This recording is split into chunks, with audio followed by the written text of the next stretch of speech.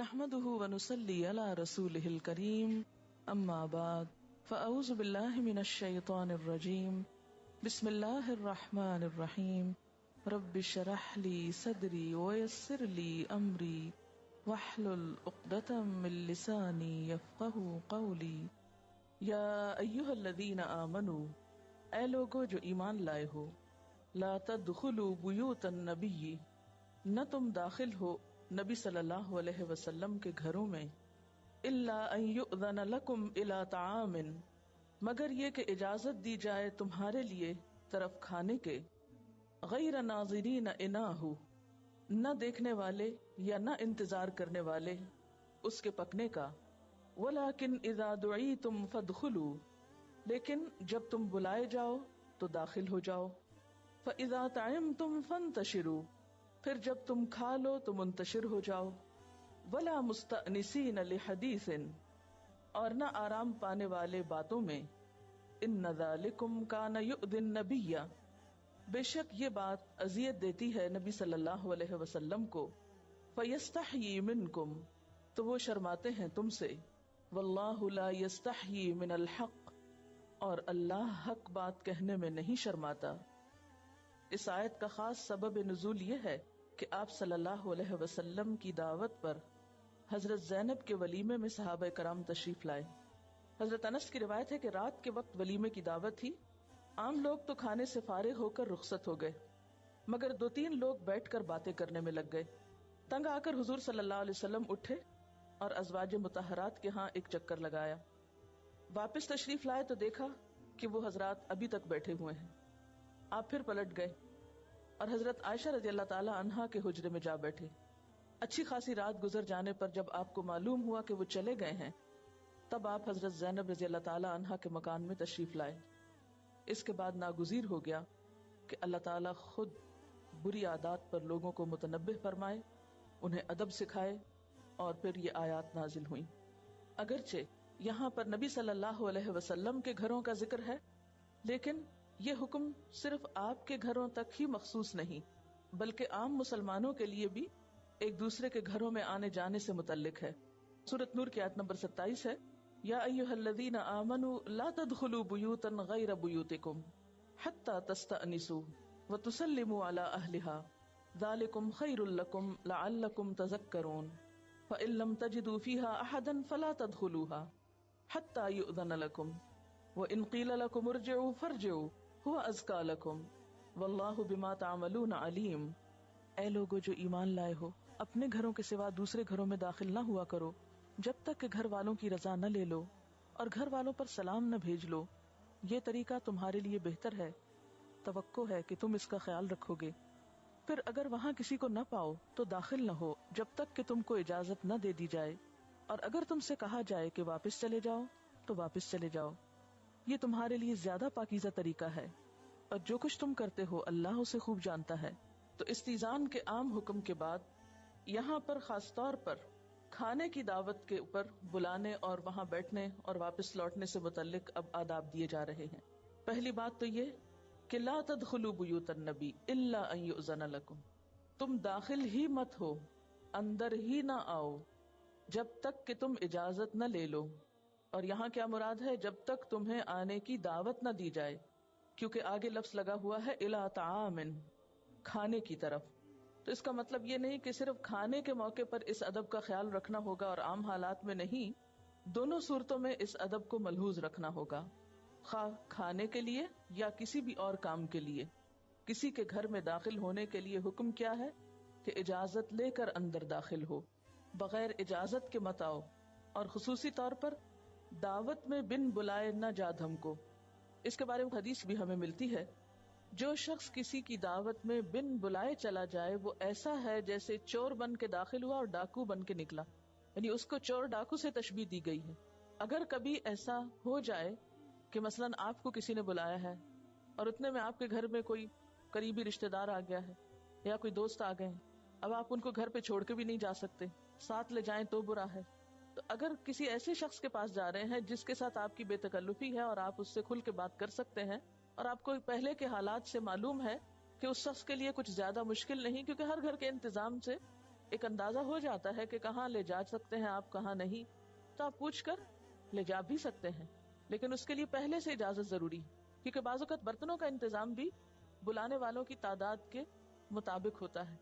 پھر ایسے میں اگر بن بلائے، بغیر اطلاع دیے، بغیر صاحب خانہ کے، ہوسٹ کے علم کے زیادہ تعداد میں لوگ آ جائیں تو اس کے لیے سخت پریشانی کا سبب بنتا ہے۔ غیر ناظرین اناہ، ناظرین کا یہاں معنی منتظرین ہے، اور انا کہتے ہیں کسی وقت اور چیز کی غایت کو اور پختگی کو، اور یہاں مراد کیا ہے؟ اس کا پکنا، یعنی کسی چیز کی تیاری اور پکنے کا وقت۔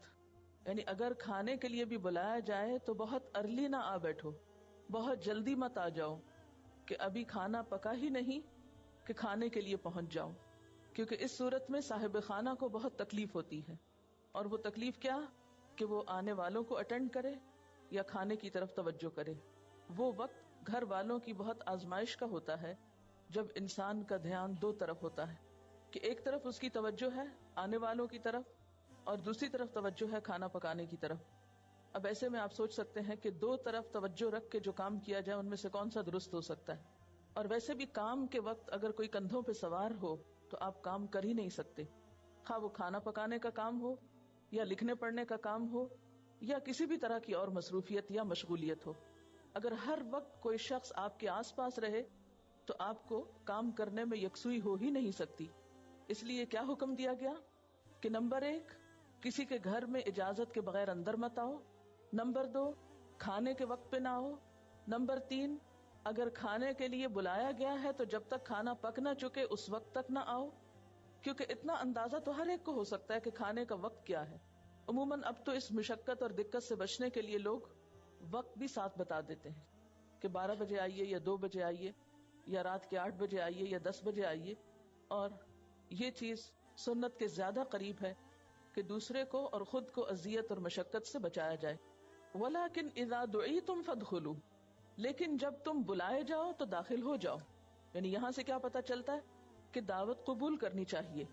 ایک مسلمان کے دوسرے پر جو حقوق ہیں اس میں ایک تو سلام کا جواب دینا، چھینکنے والے کی چھینک کا جواب دینا، بیمار ہونے پر عیادت کرنا، اگر وہ کھانے کے لیے بلائے تو دعوت قبول کرنا، فوت ہو جائے تو جنازے پہ جانا۔ فَإِذَا طَعِمْتُمْ، جب دعوت قبول کر چکو اور کھانا کھا لو، فَانْتَشِرُوا، تو پھر اٹھ جاؤ، گھروں کو واپس جاؤ، کیونکہ یہ چیز بھی دوسروں کو اذیت دینے والی ہے کہ انسان کھانا کھانے کے بعد اہل خانہ کو بہت دیر تک باتوں میں لگائے رکھے، کیونکہ عموماً ایسا ہوتا ہے کہ گھر والوں کو برتن بھی سمیٹنے ہیں، پھر دن بھر کی تھکاوٹ سے آرام بھی کرنا ہے، کیونکہ قدرتی طور پر اگر باہر سے لوگ آ رہے ہیں تو آنے کی ایک ٹینشن اور تیاری اور ایک غیر معمولی انتظام میں انسان کو ایک تکلیف تو اٹھانا پڑتی ہے۔ پھر اگر آنے والے آ کر پہلے کھانے کا مزہ اٹھائیں، پھر باتوں کا مزہ لیتے رہیں اور گھر والے کو پریشان کریں اور رات گئے تک جان ہی نہ چھوڑیں، تو ایسی صورت میں اللہ سبحانہ وتعالیٰ کو اس بات پر حیا آتی ہے کہ اہل ایمان اور مسلمان اس قسم کی بد اخلاقی کا مظاہرہ کریں۔ اس لیے کیا فرمایا؟ فَإِذَا طَعِمْتُمْ فَانْتَشِرُوا، جب کھانا کھا چکو تو پھر منتشر ہو جاؤ، جس مقصد کے لیے بلایا گیا تھا وہ مقصد ختم ہو چکا۔ وَلَا مُسْتَأْنِسِينَ لِحَدِيثٍ، اور نہ تم انس پاؤ، یعنی نہ مشغول ہو، لحدیث باتوں میں، کیونکہ عموماً بعد میں بیٹھنے کا مقصد کیا ہوتا ہے؟ گپ شپ کرنا۔ اچھا، دیکھنے میں کیا آتا ہے کہ گھر والے تو کھانے کے بعد برتن سمیٹنے لگتے ہیں، کبھی ادھر اٹھتے ہیں کبھی ادھر اٹھتے ہیں، لیکن عموماً جو لوگ دعوت پر گئے ہوتے ہیں وہ آپس میں ایک دوسرے سے بہت بات چیت شروع کر دیتے ہیں، یعنی گھر والے کا انٹرسٹ ہو یا نہ ہو۔ بعض صورتوں میں تو گھر والوں کا اصرار ہوتا ہے اور بعض صورتوں میں وہ اصرار بھی محض تکلف کی وجہ سے ہوتا ہے، کیونکہ سب ایسا کرتے ہیں اور آپ نے نہیں کیا تو پھر آپ برے بنیں گے یا لوگ کیا کہیں گے۔ خواہ رات دیر سے سونے کی وجہ سے صبح کی نماز نہ پڑھیں، اللہ تعالیٰ سے کوئی حیا نہیں، نماز قضا کرنے میں کوئی جرم نہیں، ہاں لوگوں کا منہ دیکھتے رہو اور رات دیر تک انہیں تکلفاً بیٹھنے کی دعوت دیتے رہو، اور پھر عموماً وہ بات بھی کسی مقصد کی نہیں ہوتی، بے مقصد فضول قسم کی بات چیت، گپ شپ، ہنسی مذاق، ملکی سیاست یا بین الاقوامی سیاست پر ڈسکشن اور بیکار قسم کی لغو باتیں جس میں کچھ غیبت، کچھ چغلی، کچھ الزام تراشی، کچھ گوسپس، تو یہ سب کچھ مل کر دین اور دنیا دونوں کی خرابی کا باعث بنتا ہے، کیونکہ جب انسان اپنی زبان سے اس قسم کی باتیں نکالتا ہے تو اس سے دین کا نقصان ہے، اور اسی طرح آخرت کا نقصان تو دین کے نقصان پر ہے۔ یہ نہیں ہو سکتا کہ دین کا نقصان ہو اور پھر آخرت بچ جائے انسان کی۔ اور پھر نتیجتاً کیا ہوتا ہے کہ ایسی باتیں جب حد سے بڑھتی ہیں تو عموماً انسانوں کے باہم تعلقات بھی متاثر ہوتے ہیں۔ اس لیے خاص طور پر جس چیز سے منع کیا گیا کھانے کے بعد وہ لمبی چوڑی باتیں ہیں۔ وَلَا مُسْتَأْنِسِينَ لِحَدِيثٍ، اور نہ آرام پانے والے، مشغول ہونے والے باتوں میں۔ إِنَّ ذَلِكُمْ كَانَ يُؤْذِي النَّبِيَّ، بے شک یہ بات نبی صلی اللہ علیہ وسلم کو اذیت دیتی ہے، تکلیف دیتی ہے۔ فَيَسْتَحْيِي مِنْكُمْ، تو وہ شرماتے ہیں تم سے، اس وجہ سے وہ بات کہہ نہیں پاتے، تم کو تمہارے منہ پہ سمجھا نہیں سکتے۔ اس دور میں گھروں کا طریقہ کچھ یوں ہوتا تھا کہ ایک ہی جگہ پر کھانا بھی پک رہا ہوتا تھا، مثلاً ایک صحن ہے یا ایک کمرے کا گھر ہے تو وہیں کھانا پک رہا ہے، وہیں بیٹھنے والے بیٹھے ہیں، وہیں مہمانوں کو سرو کیا جا رہا ہے۔ تو اب آپ خود سوچیں، ذرا امیجن کریں کہ اگر کسی کا گھر چھوٹا ہے، جیسے عام طور پر ہمارے ملک کی جو آبادی کی کثرت ہے اس میں اگر آپ گھروں کا سائز دیکھیں تو بعض اوقات 1 یا 2 کمروں کا گھر ہوتا ہے، برآمدے میں ہی کھانا پک رہا ہے، وہیں کچن بنا ہوا ہے، وہیں لوگ سو رہے ہیں، وہیں آنے والوں کو بٹھایا جا رہا ہے، الگ سے ڈرائنگ رومز نہیں ہیں، بعض اوقات ایک گھر میں 2 ڈرائنگ رومز نہیں ہیں، مرد بھی وہی ہیں، عورتیں بھی وہی ہیں، رشتہ داروں میں سے اور بھی۔ تو ایسی صورت میں اگر ایک آنے والا آنے کے بعد اٹھ کے ہی نہیں جاتا تو دوسرے آنے والوں کے لیے جگہ نہیں بچتی، گھر والوں کو ایکسٹرا انتظام کرنا پڑتا ہے، اور اگر سامنے پکانے کا عمل جاری ہے تو اس میں بسا اوقات مشقت پیش آتی ہے۔ اس تکلیف دہ صورتحال سے بچنے کے لیے کیا فرمایا گیا کہ تم آ کر بیٹھ نہ جاؤ، قبل از وقت مت جمع ہو، کیونکہ اس سے گھر والوں کو تکلیف ہوگی۔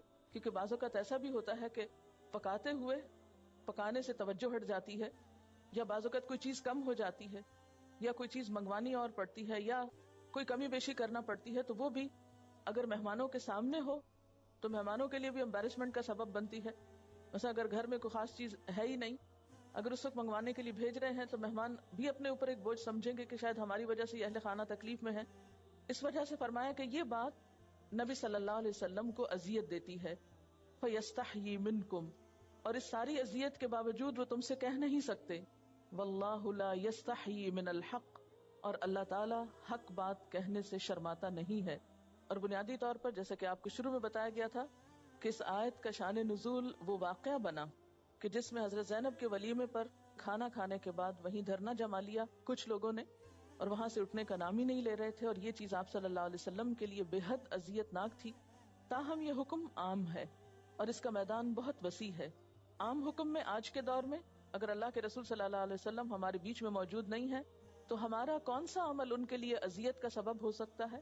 مثلاً یہ کہ ہم آپ کی بات کے مقابلے میں کسی اور کی بات کو ترجیح دیں، آپ کا حکم آئے اور اس کو چھوڑ کر ہم کسی اور کی بات کو اہم قرار دیں۔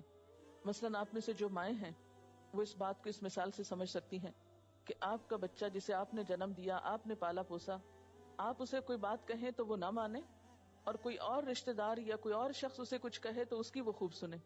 مثلا بعض اوقات کمبائنڈ فیملی سسٹم میں ایسا ہوتا ہے نا کہ ایک ہی گھر میں نند بھاوج رہ رہی ہیں، تو بعض اوقات ماں تو اپنے اور کاموں میں بہت مصروف ہوتی ہے اور گھر کے دوسرے افراد جو ہیں وہ بچوں کو بعض اوقات جائز بعض اوقات ناجائز لاڈ پیار کے ساتھ اپنا گرویدہ بنا لیتے ہیں۔ پھر اگر مائیں ان کو کسی چیز سے منع کرتی ہیں تو ماں کی تو وہ سنتے ہی نہیں، وہ سیدھی بات ہو یا الٹی بات ہو وہ انہی کی سنیں گے جنہوں نے ان کو بہت لاڈ پیار دیے۔ ایسے میں اگر وہ لوگ خود تربیت یافتہ نہ ہوں تو بچوں کو بہت سخت بگاڑنے کا سبب بن جاتے ہیں۔ اب آپ دیکھیں کہ ایک ماں ایسے گھر میں رہتے ہوئے کہ جس کی بات کی کوئی اہمیت ہی نہ، اور خاص طور پر اس کے بچے اس کی بات کو اہمیت نہ دیں، تو اس کے لیے اس سے بڑھ کے اذیت کی بات کیا ہو سکتی ہے؟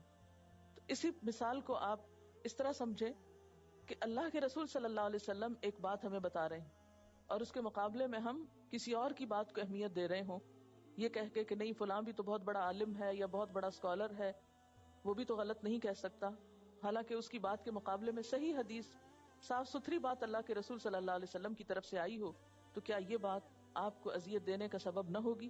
پھر اسی طرح آپ کے احکامات کو چھوڑ کر بدعات کی طرف توجہ دینا، یعنی اصل سنت کو چھوڑ دینا اور بدعتوں کو اختیار کر لینا، زندگی کے مختلف مواقع پر نبی صلی اللہ علیہ وسلم کے طریقہ کار کو اور طرز عمل کو چھوڑ کر زمانے کے یا وقت کے خود ساختہ قوانین کو اختیار کرنا، یہ بھی آپ کو اذیت دینے کے مترادف ہے۔ یا پھر دین کا مذاق اڑانا، آپ سوچئے کہ اللہ کے رسول صلی اللہ علیہ وسلم کتنی تکلیف کے ساتھ ہمیں دین پہنچا کر گئے. آپ نے اس راہ میں ایک ایک دن اور ایک ایک رات کیسی کیسی تکلیفیں سہی ہیں، لیکن آج ہم نے اس دین کا حال کیا کر دیا. دوسرے تو کیا کہتے، ہم خود ہی اس کے احکامات کا مذاق اڑانے والے ہیں، اور پھر صرف آپ کی بات کے مقابلے میں دوسروں کی بات کو ترجیح نہیں، بعض اوقات آپ کی بات کی مخالفت بھی کرتے ہیں.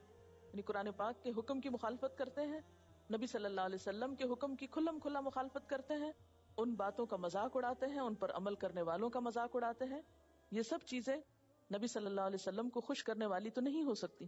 اسی طرح آپ دیکھیے کہ دعوت کے علاوہ تحائف کے معاملے میں بھی ہماری رہنمائی کی گئی ہے. اس کے بارے میں قرآن و سنت سے ہمیں بہترین گائیڈنس ملتی ہے. تو آئیے دیکھتے ہیں کہ وہ کیا ہے. وَمَا آتَيْتُم مِّن رِّبًا، اور جو بھی تم دیتے ہو کوئی بھی ربا، لیربوا، تاکہ وہ بڑھ جائے، فی اموال الناس، لوگوں کے مالوں میں، فلا یربو عند اللہ، وہ نہیں بڑھتا اللہ کے ہاں. وما آتیتم من زکاۃ، اور جو بھی تم دیتے ہو زکات میں سے، تریدون وجہ اللہ، تم چاہتے ہو اللہ کی رضا، فاولئک ھم المضعفون، تو یہی لوگ دراصل اپنا مال بڑھانے والے ہیں، زیادہ کرنے والے ہیں. قرآن مجید کی یہ پہلی آیت ہے جو سود کی مذمت میں نازل ہوئی ہے. اس میں صرف اتنی بات فرمائی گئی ہے کہ تم لوگ تو سود یہ سمجھتے ہوئے دیتے ہو کہ جس کو ہم یہ زائد مال دے رہے ہیں اس کی دولت میں اضافہ ہوگا، اس سے اس کا مال بڑھے گا، لیکن در حقیقت اللہ کے نزدیک سود سے دولت بڑھتی نہیں، بلکہ زکوٰۃ سے دولت میں اضافہ ہوتا ہے.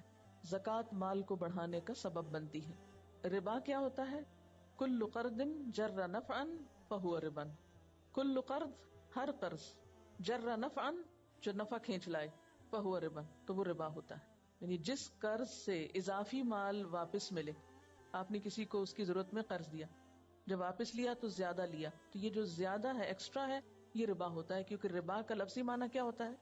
بڑھنا، اضافہ ہونا. تو ربا اس مال کو بھی کہتے ہیں جو کسی کو سودی قرض کے طور پر دیا جائے، اور اس سود کو بھی کہتے ہیں جو کسی قرض پر حاصل کیا جائے. اس آیت کے بعد پھر سورۃ البقرہ کی آیات نازل ہوئیں جن میں آتا ہے یمحق اللہ الربا ویربی الصدقات، اللہ سود کو مٹانا چاہتا ہے اور صدقات کو بڑھاتا ہے، صدقات کو نشو نما دیتا ہے. اور پھر اس کے بعد سورۃ آل عمران وغیرہ میں مزید کچھ آیات سود کی حرمت کے بارے میں نازل ہوئیں. وما آتیتم من زکات، اور جو تم دیتے ہو زکات میں سے، یعنی بطور زکات کسی کی مدد کو جو دیتے ہو، اور وہ کیوں دیتے ہو؟ تریدون وجہ اللہ، بدلہ نہیں چاہتے بلکہ اللہ کی رضا بدلے میں چاہتے ہو، فاولئک ھم المضعفون، تو اسی کے دینے والے در حقیقت مال بڑھاتے ہیں.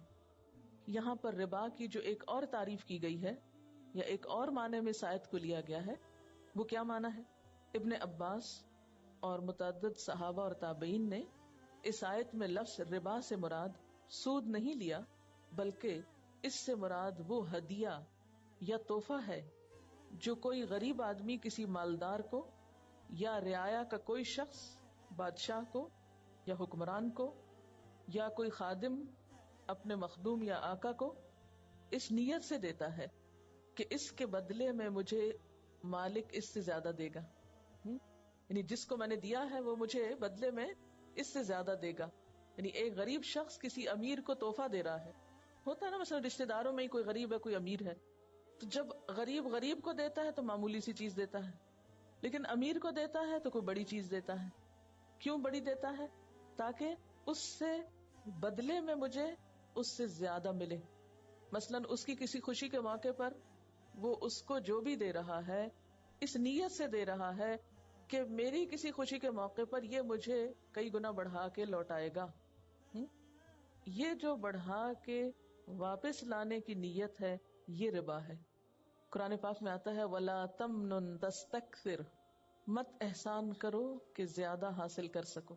اصول کیا ہے کہ کسی کے ساتھ بھلائی اس لیے نہ کرو، کسی کو تحفہ اس نیت سے مت دو، کسی کے ساتھ احسان اس ارادے سے مت کرو کہ جواباً تمہیں دنیا میں زیادہ بہتر بدلہ مل جائے گا، ایک کے دو ملیں گے. اس سے بزنس یا کاروبار مت بناؤ. تحفے کو تحفہ رہنے دو، تحفے کو کاروبار مت سمجھو. کیوں؟ اس لیے کہ اس دینے میں نیت اجر و ثواب کی نہیں ہوتی، اس دینے میں نیت محبت بڑھانے کی نہیں ہوتی، اس دینے میں نیت زیادہ مال بٹورنے کی ہوتی. عام طور پر معاشرتی تعلقات میں جو لین دین ہوتا ہے اس میں اس قسم کی نیت کی خرابیاں بہت پائی جاتی کہ تم کسی کو کچھ دیتے ہوئے یہ کبھی نہ سوچو کہ مجھے کیا ملے گا اور کون کتنا دے سکتا ہے. کیوں؟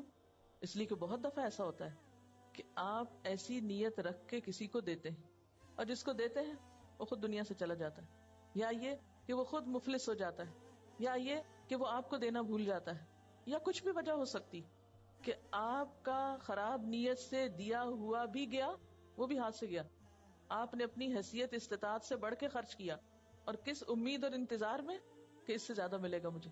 لیکن ہوا کیا؟ وہ جس سے توقع رکھی تھی زیادہ دینے کی، وہ اس نے کچھ بھی نہ دیا. دنیا بھی گئی، آخرت بھی گئی. اچھا، پھر اس کا نتیجہ کیا ہوتا ہے؟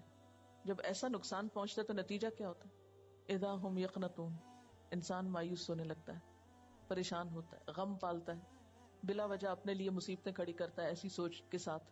کیونکہ جب انسان خالصتاً اللہ کی رضا کے لیے دیتا ہے نا، کسی انسان کی محبت میں یا اس کی ضرورت میں یا خوشی میں، تو اس سے انسان دے کر بھی لے کر بھی خوش ہوتا ہے. لیکن افسوس یہ کہ ہمارے معاشرے میں ہدیہ ہدیہ نہیں رہا، ہدیہ ایک کاروبار بن گیا، تحفہ تحفہ نہیں رہا. تحفے کے پیچھے غرض کیا ہے؟ مقصد کیا ہے؟ سنت میں ہمیں کیا مقصد بتایا گیا تحفے کا؟ محبت بڑھانا. ایک اور مقصد کیا ہو سکتا ہے؟ کسی کی ضرورت پوری کرنا. مثلا آپ کا کوئی بہن بھائی ہے، ضرورت مند ہے، جسے پیچھے کہا نا آت ذی القربى حقہ، رشتہ دار کو آپ اس کا حق دینے جا رہے ہیں، ڈیزرونگ ہے، دینا چاہتے ہیں، تو اس کی بھی تو انا ہوتی ہے نا، وہ بھی لیتے ہوئے بعض اوقات کتراتا ہے. تو آپ اس کو کس شکل میں دیتے ہیں؟ تحفے کی شکل میں. اور کیا سوچ کے دیتے ہیں؟ کہ اس کی مدد ہو جائے یا اس کی ضرورت پوری ہو جائے. اب آپ دیکھیے کہ اگر کوئی شخص ان دو مقاصد کو پورا نہیں کرتا اور تحفہ دیتے وقت ایک گھٹن اور پریشانی کا شکار ہوتا ہے کہ ہائے اب مجھے دینا پڑے گا، اور پھر کون سی چیز اس کو دینے پہ مجبور کرتی ہے؟ یا تو معاشرتی تعلقات کہ اگر نہیں دیا تو دوسرے مائنڈ کریں گے، تعلقات خراب ہوں گے، وہ ایک خوف اور ہراس ہوتا ہے اس پر. یا پھر وہ کیا سوچ کے دیتا ہے کہ آج میں دوں اور کل اس سے زیادہ دوسرے سے وصول کروں، جس کو عموماً ہمارے ہاں نیوتا کہتے ہیں. شادی بیاہ کے موقع پر عموماً لوگ جو کچھ دیتے ہیں وہ اسی زمرے میں آتا ہے. کیا سوچ کے دیتے ہیں؟ واپس ملے گا. اسی لیے لینے والے بےچارے لکھ لکھ کے تھک جاتے ہیں. باقاعدہ کاتب بیٹھے ہوتے ہیں، ایک ایک چیز کو گن گن کے لکھ رہے ہوتے ہیں، اور پھر وہ لسٹیں سنبھال سنبھال کے رکھی جاتی ہیں ساری زندگی کہ اس کو واپس کس طرح لوٹانا ہے. اب آپ دیکھیں کہ وہ سب کچھ جو آیا وہ آپ کے لیے بلائے جان بن گیا، مصیبت بن گیا، خوشی کے بجائے پریشانی کا سبب بن گیا کہ اب اس کو لوٹائیں کیسے. اب دیکھیے کہ ہدیے کا مطلب کیا ہوتا ہے. ہدیے کا لفظ جو ہے یہ ہے دال یہ سے ہے. لفظی معنی کیا ہے؟ لطف و کرم کے ساتھ کسی کی رہنمائی کرنا. اسی سے لفظ الہدا بھی بنا ہے اور اسی سے لفظ ہدیہ بھی ہے، جس کا مطلب کیا ہے؟ وہ تحفہ جو بغیر معاوضے کے دیا جائے، وہ تحفہ جو بغیر معاوضے کے دیا جائے، یعنی اس پر پیسے وصول نہ کیے جائیں. تو علم بھی ایک ہدیہ ہی ہے نا. اسی طرح تحفہ بھیجی ہوئی سوغات جو ہے اس کو ہدیہ کہتے ہیں. آپ دیکھیے کہ تحفے کے معنی پھر کیا ہوئے، یعنی تحفے کی جو روح ہے وہی کیا ہے کہ معاوضے کے بغیر، صلے کے بغیر، اجر کے بغیر دی ہوئی چیز. اور اگر ہم اس لیے دے رہے ہیں کہ اتنا تو کیا دگنا ملے یا زیادہ ملے، تو پھر تو اصل روح فنا ہو گئی، اس کی مقصد ختم ہو گیا. تو تحفہ دینے کے دو مقاصد تو وہ ہیں جو پہلے میں آپ کو بتا چکی. تیسرا مقصد کسی سے کوئی کام نکلوانا. ایسا ہدیہ رشوت کہلاتا ہے. خوش آمد کے طور پہ یا رشوت کے طور پر کسی کو کچھ دینا. آپ صلی اللہ علیہ وسلم نے فرمایا تہادو تحابو، ایک دوسرے کو ہدیے دو، اس سے تم باہم محبت کرو گے. یعنی جس طرح سلام کرنا اور کثرت سے سلام بھیجنا ایک دوسرے کو آپس میں محبت کا سبب بنتا ہے، تعلقات کے اچھے ہونے کا سبب بنتا ہے، اسی طرح تحفے بھی محبت کا ذریعہ بنتے ہیں. اسی لیے ہم دیکھتے ہیں کہ جب تحفے کے لیے لفظ تحیہ استعمال ہوتا ہے تو اس میں سلام کا معنی بھی پایا جاتا ہے اور تحفے کا معنی بھی پایا جاتا ہے. تو اس میں قاعدہ کیا ہے؟ اذا حییتم بتحیۃ فحیوا باحسن منها او ردوها، کہ جب تم دعائے زندگی دیے جاؤ، تحیہ کا لفظی معنی، یا سلام بھیجے جاؤ یا گریٹ کیے جاؤ، یا تحفہ دیے جاؤ جو ایک ضمنی معنی اس کا نکلتا ہے، تو کیا کرو فحیوا بأحسن منہا، تو اس سے بہتر کے ساتھ لوٹاؤ، اور ردوہا یا اسی کو لوٹا دو، یعنی سلام کا جواب لازمی طور پر دو۔ سلام کے بارے میں بھی آپ جانتے ہیں کہ آپ صلی اللہ علیہ وسلم نے کیا فرمایا کہ خدا کی قسم تم لوگ اس وقت تک جنت میں نہیں جا سکتے جب تک کہ تم مومن نہ ہو، تم مومن نہیں بن سکتے جب تک کہ تم باہم محبت نہ کرو۔ دیکھیے کہ ایمان کیا ہے؟ محبت کو عام کرنے کا دوسرا نام ہے، لوگوں کو جوڑنے کا ذریعہ ہے، اور ہم ایمان کو محض ایک ریچول کے طور پہ لیتے ہیں، پر میں مومن ہی نہیں جب تک محبت نہ کرو۔ اور کیا میں تمہیں نہ بتاؤں وہ طریقہ کہ اس پہ عمل کر کے تم باہم محبت کرنے لگو؟ افشوا السلام بینکم، سلام کو اپنے درمیان عام کر دو۔ اور اگر تحیے کو ہم سلام کے علاوہ تحفے کے معنی میں لیں تو تحفہ دینے کا مقصد بھی کیا ہے کہ محبتیں عام ہوں، تعلقات اچھے ہوں۔ تو اس سے کیا پتہ چلتا ہے کہ تحفہ ضروری نہیں کہ کوئی بہت قیمتی چیز ہو، بہت ایکسپینسو ہو۔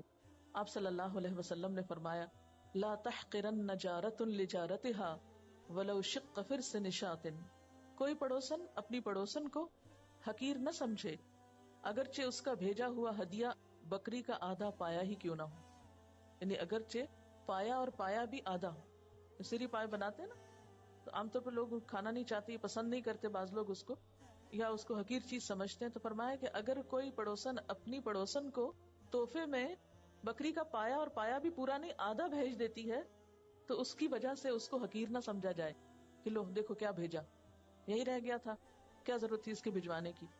حضرت ابو ہریرہ رضی اللہ تعالی عنہ بیان کرتے ہیں کہ رسول اللہ صلی اللہ علیہ وسلم نے فرمایا اگر مجھے ایسی دعوت میں مدعو کیا جائے جہاں ضیافت کا سامان ایک دستی ہو یا ایک پایا ہو، دستی کیا آگے والا پایا، تو میں اس دعوت کو بھی قبول کروں گا، اور اگر مجھے ایک دست یا ایک پایا بطور ہدیہ دیا جائے تو میں اسے بھی قبول کروں گا۔ یعنی اس میں ایک اور بات یہ پتہ چلتی کہ دعوت بھی قبول کرنی چاہیے اور تحفہ بھی قبول کرنا چاہیے۔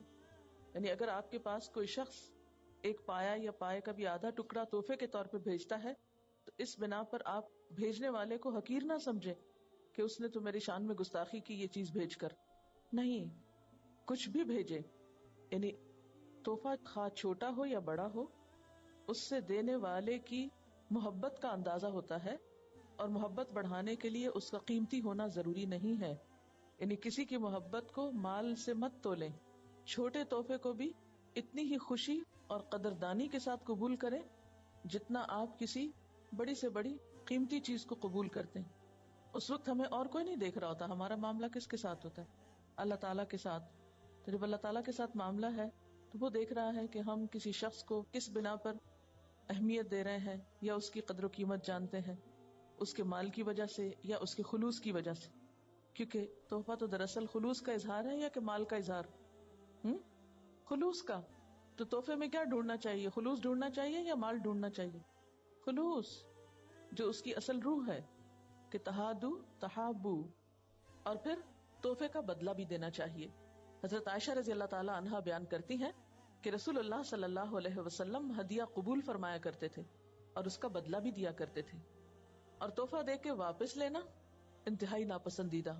حضرت ابن عباس بیان کرتے ہیں کہ رسول اللہ صلی اللہ علیہ وسلم نے فرمایا ہبا کر کے واپس لینے والا اس کتے کی طرح ہے جو قے کر کے اس کو چاٹ لے، یعنی خود ہی وامٹ کر کے خود ہی اس کو دوبارہ کھا لے۔ اسی لیے ہم دیکھتے ہیں کہ آپ صلی اللہ علیہ وسلم نے ہدیے کی چیز کو دوبارہ خریدنے سے بھی منع کر دیا۔ حضرت عمر بن خطاب بیان کرتے ہیں کہ میں نے ایک گھوڑا راہ خدا میں سواری کے لیے دیا، گھوڑا جس کے پاس تھا اس نے اسے ضائع کر دیا، یعنی دھیان نہ رکھا، اس کا وقت پہ کھلایا پلایا نہیں۔ بس میں نے چاہا کہ میں اسے اس شخص سے خرید لوں، اور میرا خیال تھا کہ وہ اسے سستا بیچ دے گا۔ میں نے اس کے بارے میں آپ صلی اللہ علیہ وسلم سے پوچھا تو آپ نے فرمایا کہ اسے مت خریدنا، یعنی چونکہ تحفہ تھا، دے چکے ہو تو تم نہیں خریدو اس کو، چاہے وہ شخص تجھے اس کو 1 درہم ہی کے بدلے کیوں نہ دے، کیونکہ اپنے صدقے کو واپس لینے والا اس کتے کی مانند ہے جو اپنی قے کھاتا ہے۔ اسی طرح آپ صلی اللہ علیہ وسلم کے بارے میں پتہ چلتا ہے کہ آپ خوشبو کا تحفہ واپس نہیں کرتے تھے، یعنی خوشبو کے تحفے کو پسند کرتے اور اس کو واپس نہیں لوٹاتے تھے۔ پھر اسی طرح حضرت عروہ سے روایت ہے کہ حضرت عائشہ رضی اللہ تعالی عنہا نے حضرت عروہ سے کہا بھانجے، ہم پر ایسا وقت گزر چکا ہے جب ہم ایک چاند دیکھتے، پھر دوسرا چاند، پھر تیسرا، 2 مہینے آپ صلی اللہ علیہ وسلم کے گھر میں آگ نہیں جلتی تھی، یعنی کھانا نہیں پکتا تھا۔ تو عروہ نے کہا خالہ، پھر تمہاری گزر کس چیز پہ ہوتی؟ آپ لوگ زندہ کیسے رہتے تھے؟ انہوں نے کہا 2 کالی چیزوں پر، کھجور اور پانی. کھجور کالی ہوتی ہے نا، تو پانی کو بھی ساتھ کالا کہا گیا تغلیب کے صیغے میں، کیونکہ عربوں کا ایک محاورہ ہوتا ہے سورج اور چاند کو جب اکٹھا بولتے ہیں تو شمسان کہہ دیتے ہیں، 2 سورج، حالانکہ چاند سورج تو نہیں، لیکن ایک طرح سے دیکھا جائے تو سورج سے روشنی لیتا ہے. اسی طرح کھجور پانی کو اکٹھا اسودان بول دیتے ہیں، 2 کالی چیزیں. اتنا تھا کہ چند انصاری لوگ، یعنی ان کھجور پانی کے علاوہ اتنا تھا کہ چند انصاری لوگ، یعنی جو مدینہ کے لوکلز تھے اور آپ صلی اللہ علیہ وسلم کے ہمسائے تھے، ان کے پاس دودھ دینے والی بکریاں تھیں. وہ آپ صلی اللہ علیہ وسلم کے لیے اپنی بکریوں کا دودھ تحفے کے طور پر بھیجا کرتے تھے، اور آپ صلی اللہ علیہ وسلم ہمیں بھی ان میں سے پلایا کرتے تھے، یعنی اپنی ازواج مطہرات کو بھی بھیجتے تھے. اچھا، اسی طرح دوستوں میں جو بے تکلفی ہوتی ہے، اس بے تکلفی میں ایک دوسرے سے کچھ مانگ لینا جو ہے وہ برا نہیں. یہ اس سوال میں نہیں آتا جو مذموم ہے. یعنی سوال کرنا یا کسی سے کچھ مانگنا بھی 2 طرح کا ہے، ایک مذموم اور ایک محمود. مذموم کیا ہے؟ جو ناپسندیدہ ہے، جس کی مذمت کی گئی. اور محمود کیا ہے؟ جو پسندیدہ ہے. حضرت سہل بن سعد ساعدی سے روایت ہے کہ حضرت صلی اللہ علیہ وسلم نے مہاجرین میں سے ایک عورت کو یہ کہلا کے بھیجا کہ اپنے غلام سے کہو کہ ہم کو ممبر کی لکڑیاں بنا دے، یعنی ممبر تیار کر دے. پہلے وہ کھجور کا تنا تھا نا، روسٹرم کی طرح اس کو رکھا گیا تھا مسجد نبوی میں، جس پہ آپ کھڑے ہو کر خطبہ ارشاد فرماتے تھے. تو پھر آپ نے باقاعدہ ممبر بنوایا اور اس کے لیے ایک عورت کو پیغام بھیجا. مجھے یہ حدیث بہت اچھی لگتی. اس نے اپنے غلام کو حکم دیا، وہ غابہ کی طرف گیا اور پھر وہ جنگل کی طرف گیا، وہاں سے جھاؤ کی لکڑی کاٹی اور آپ صلی اللہ علیہ وسلم کے لیے ایک ممبر بنایا. جب پورا کام کر چکا تو اس عورت نے آپ سے کہلا بھیجا کہ آپ کا کام اس نے پورا کر دیا ہے. آپ نے کہا اچھا، وہ ممبر میرے پاس بھیج دے. پھر لوگ اس کو لے کر آئے اور آپ نے اس کو اٹھا کر وہاں رکھا جہاں تم اب دیکھتے ہو، یعنی جو صحابی حدیث روایت کر رہے تھے. تو وہ مسجد نبوی کے لیے ممبر جو تھا وہ آپ نے کسی سے خود کہہ کر بنوایا تھا اور اسے مسجد کے لیے ہدیتاً قبول کیا تھا. تو اس سے کیا پتہ چلتا ہے کہ مسلمانوں کے جو اجتماعی امور ہیں ان میں اس طرح کی اگر کوئی شخص قابل ہو، مثلاً کوئی بڑائی کا کام جانتا ہو یا کسی بھی قسم کا، تو کوئی شخص خود اپنی محنت کر کے کام کر کے دے تو وہ بھی دین کے ایک اجتماعی کاز کے لیے ایک بہترین چیز ہے. یعنی اپنی ذات کے لیے کچھ مانگنا معیوب ہے، لیکن دین کی کسی خدمت کے لیے یا دین کے کسی کام کے لیے کسی اہل شخص کو متوجہ کرنا، مثلاً اگر کسی کے پاس کوئی خاص مہارت ہے اور اسے متوجہ کرنا کہ تم اپنی اس مہارت کو دین کے لیے استعمال کرو، یا کسی کے پاس مال ہے تو اسے متوجہ کرنا کہ تم اسے صدقہ جاریہ کے کام میں لگاؤ، یا اسی طرح کسی کو آنر دینا. مثلاً ایک کام آپ خود بھی کر سکتے ہیں لیکن بعض اوقات آپ کسی سے کہتے ہیں کہ آپ کریں، تو اس کے کرنے کے پیچھے بھی کیا ہوتا ہے؟ دوسرے کو عزت دینا مقصود ہوتی ہے. تو بہرحال اس سے یہ بھی پتہ چلتا ہے کہ آپ صلی اللہ علیہ وسلم صحابہ کرام کو اس طرح کی مختلف ڈیوٹیز بھی دیتے رہتے تھے کہ وہ اپنے اپنے اسکل کے، کیونکہ وہ اس خاتون کا بیٹا جو تھا وہ بڑھائی کا کام جانتا تھا، تو اس لیے آپ نے اس کے ذریعے کام کیا. میں سوچتی ہوں کبھی کہ آپ صلی اللہ علیہ وسلم کے لیے کیا مشکل تھی کہ اس خاتون کو ایک طرف کرتے، اس لڑکے کو بلوا لیتے ایک اشارے سے، آؤ بھائی ادھر آؤ، دیکھو مسجد میں ممبر نہیں ہے، تم بنا کے لے آنا. لیکن کیا اس سے یہ پتہ نہیں چلتا کہ آپ صلی اللہ علیہ وسلم نے ایک عورت کو اتنی عزت دی، ایک ماں کو اتنی عزت دی کہ اس ماں کے ذریعے آگے وہ کام کروایا. یہ آپ کے دلوں کو جیتنے کے ایسے نسخے تھے کہ جس کی وجہ سے دین کا کام بہت پھیلا. ہم ان چھوٹی چھوٹی چیزوں کو بھول جاتے ہیں. انسانی نفسیات ہم سے اوجھل ہوتی، جس کی وجہ سے ہم بعض اوقات بڑے سے بڑا نیک کام کرتے ہیں لیکن اس کام میں روح نہیں پیدا ہوتی، اس کے اندر خوبصورتی نہیں آتی. ان سب طریقوں کو سیکھنے کے لیے سیرت اور سنت کا مطالعہ بہت ضروری ہے.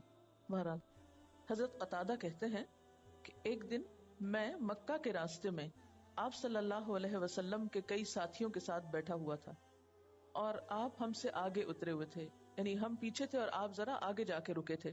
میرے ساتھی احرام باندھے ہوئے تھے اور میں احرام باندھے ہوئے نہیں تھا. انہوں نے ایک گورخر جاتے دیکھا، نیل گائے جس کو کہتے ہیں. میں اپنی جوتیاں ٹانکنے میں مصروف تھا. انہوں نے مجھے خبر نہ کی، یعنی ساتھیوں نے خبر نہ کی. کیوں؟ کیونکہ وہ حالت احرام میں تھے. تو حالت احرام میں آپ شکار کی طرف اشارہ بھی نہیں کر سکتے. شکار کرنا تو دور کی بات، یہ بھی نہیں کہہ سکتے ہو شکار جا رہا تم پکڑ لو اٹھ کے، تم احرام سے نہیں ہو. لیکن انہوں نے دل میں چاہا کاش میں اس کو دیکھ لیتا. پھر میں نے جو نگاہ پھیری تو اس کو دیکھ لیا اور جلدی سے گھوڑے کے پاس جا کر اس پہ زین لگایا اور سوار ہوا. میں کوڑا اور برچھا لینا بھول گیا. میں نے اپنے ساتھیوں سے کہا مجھے کوڑا اور برچھا اٹھا دو.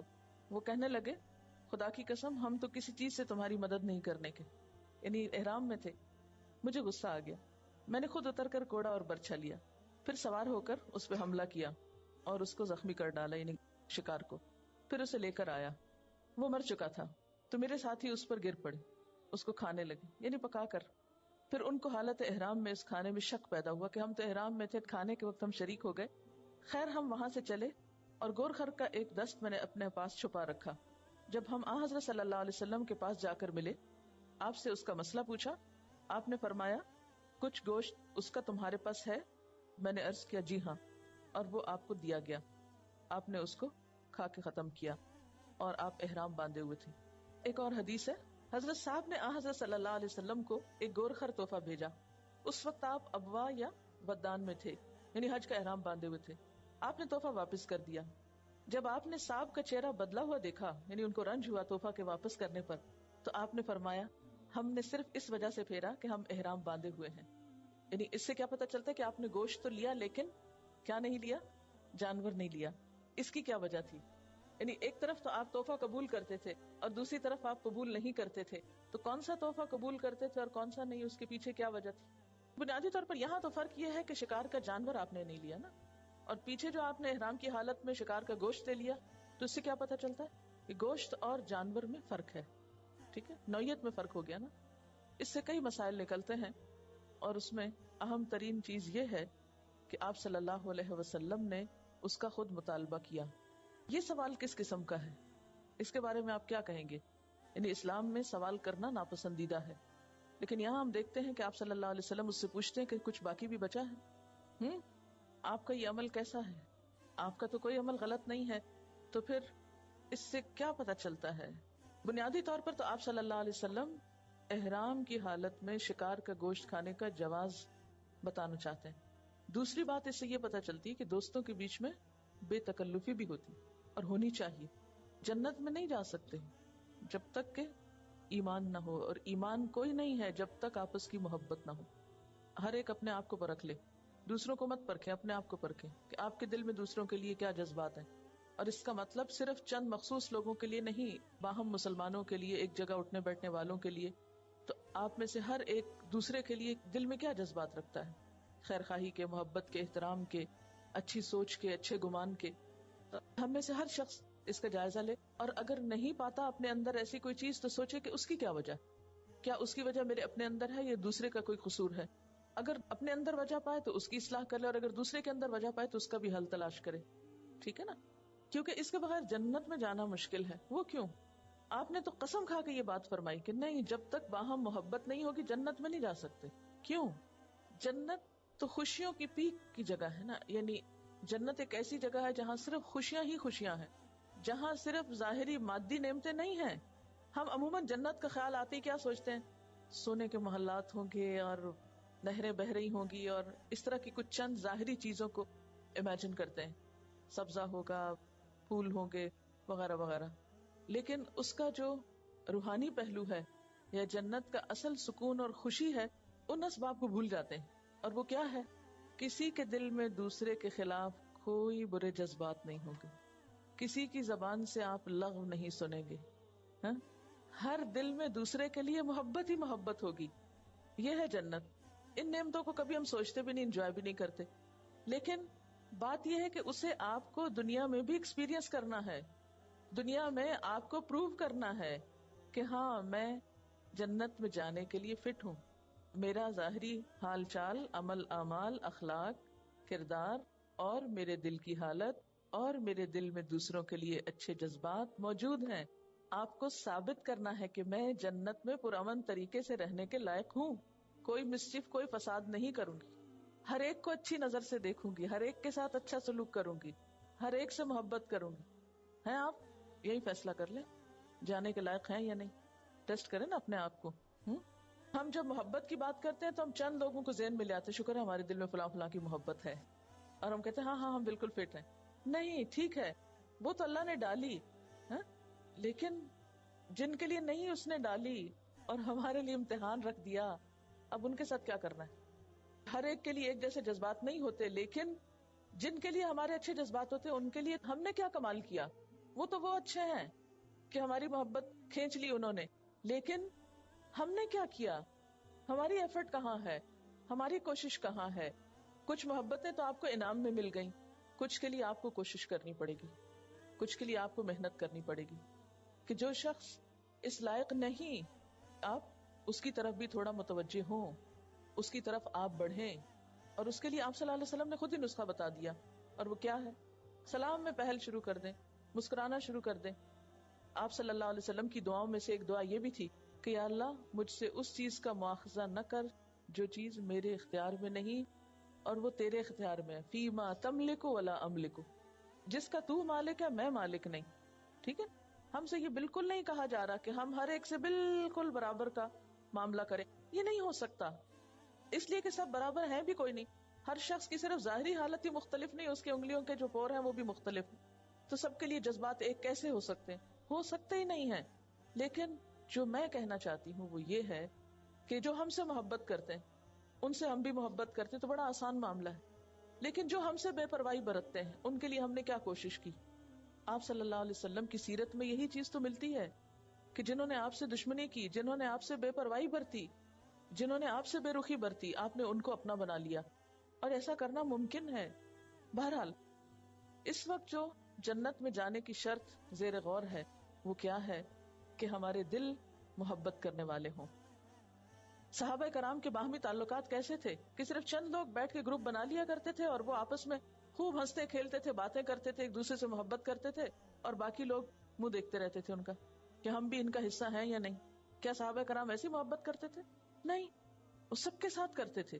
آپ صلی اللہ علیہ وسلم کے ساتھ صحابہ کا معاملہ کیا تھا معلوم ہے آپ کو؟ کہ صحابہ میں سے ہر ایک کیا سمجھتا تھا کہ آپ مجھ سے سب سے زیادہ محبت کرتے ہیں. لیکن کبھی بھی کسی صحابی نے یہ نہیں چاہا تھا کہ اگر آپ مجھ سے سب سے زیادہ محبت کرتے ہیں تو پھر آپ کسی دوسرے سے بات ہی نہ کیا کریں، اور اگر آپ صلی اللہ علیہ وسلم اسی طرح کی محبتیں کرتے تو پھر تو دین پھیل چکا ہوتا.